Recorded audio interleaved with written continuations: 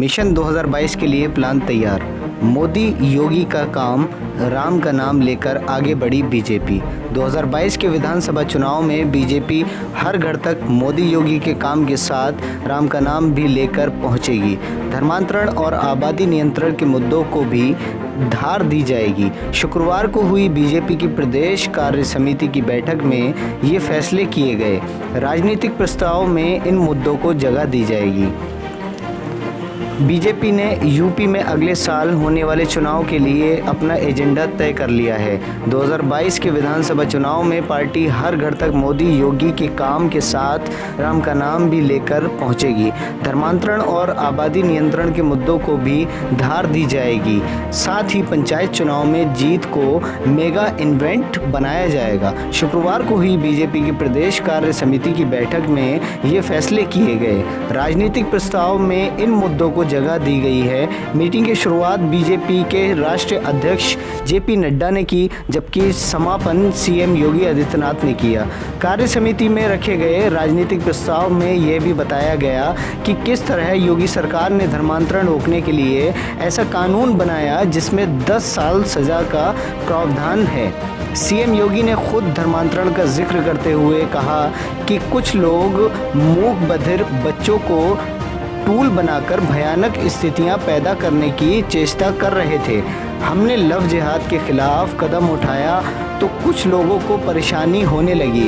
योगी ने ये भी कहा कि अयोध्या में राम मंदिर का निर्माण तेजी से हो रहा है, नई अयोध्या भी बन रही है। आबादी नियंत्रण और कोविड मैनेजमेंट को भी भुनाएगी पार्टी ने आबादी नियंत्रण पर भी फोकस किया है। राज्य विधि आयोग ने ड्राफ्ट तैयार किया है जिसमें 2 बच्चों से ज़्यादा होने पर सरकारी नौकरी पर खतरा होने की बात की गई है। प्रस्ताव में कहा गया है कि बढ़ती आबादी से समस्याएं हो रही हैं। सरकार इसके लिए जल्दी ही जनसंख्या नियंत्रण नीति जारी करने की तैयारी कर रही है। पार्टी मोदी और योगी सरकार के काम के साथ कोविड मैनेजमेंट को भी भुनाएगी।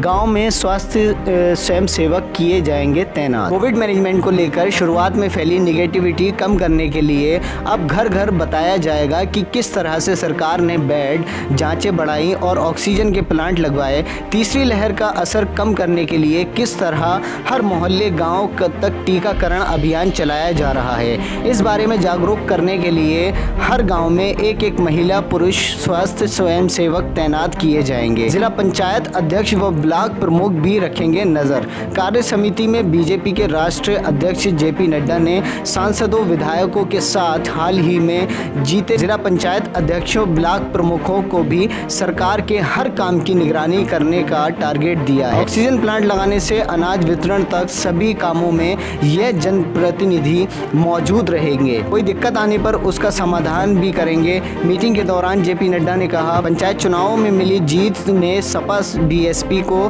खारिज करते हुए उन्हें घर बैठने का संदेश भी दिया है और बीजेपी को काम करने का संदेश दिया। आपकी क्या राय है? क्या बीजेपी यूपी में सही काम कर रही है? पिछले 4 वर्षों में क्या क्या योगी आदित्यनाथ ने किया?